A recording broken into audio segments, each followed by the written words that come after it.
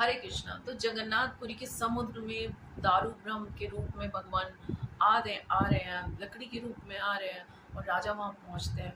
लेकिन ये क्या, वो लकड़ी को कोई छू भी नहीं पा रहा, उठाने की तो बहुत दूर की बात है, टच भी नहीं कर पा रहा। तभी आकाशवाणी होती है, फिर से बताया जाता है वो ललिता जो कि इनके मंत्री विद्यापति की पत्नी है और उनके पिता विश्ववसु, उनको लाया जाएगा, वो उनको छूने से ही लकड़ी उठेगी।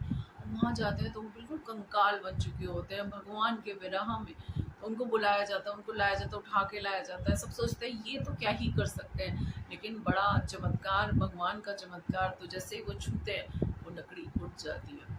लेकिन अब ये क्या, कोई भी उस पर हथौड़ा टच करता था तो वो लकड़ी पे तो ऐसे वो हथौड़ा ही टूट जाया करता था, कोई भी उसको टच नहीं कर सकता, कोई भी बना नहीं सकता। तो वो प्रार्थना करते हैं भगवान से, तो भगवान स्वयं विश्वकर्मा जी के रूप में आते हैं, एक बूढ़े वृद्ध व्यक्ति के रूप में आते हैं और वो कहते हैं कि मैं बनाऊंगा, और लेकिन आप ना, मैं जिस रूम में बनाऊंगा कोई भी उसका दरवाज़ा नहीं खटखटाएगा।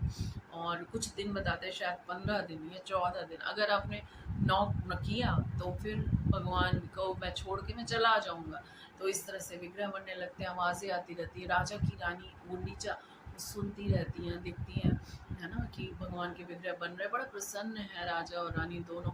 लेकिन ये क्या, कुछ दिनों बाद आवाज़ आनी बंद हो जाती है, तो रानी गुंडीचा को बहुत चिंता होती है कि इसके अंदर तो बहुत ही बूढ़े व्यक्ति हैं, पता नहीं ठीक से कुछ खा रहे हैं नहीं, पी रहे नहीं है, तो जरूर कुछ हो ना गया हो, तो दरवाज़ा खोलना ही पड़ेगा। तो दरवाज़ा खोला जाता है तो वो तो गायब ही हो जाता है, और भगवान जगन्नाथ जी इसी रूप में, जो आप देखते हैं कि भगवान के हाथ हैं, ये हाथ नहीं है, इतने ही हाथ हैं और ऐसे ही पाँव हैं, है ना, बॉडी है बिल्कुल गोल बॉडी और बड़ी बड़ी आँखें, तो ये रूप भगवान का, इस रूप में ही भगवान है थे। और राजा रोने लग जाते हैं कि भगवान तो अधूरे ही बने, विग्रह अधूरे बन गए, मुझसे कोई अपराध हो गया, मुझसे बड़ा पाप हो गया।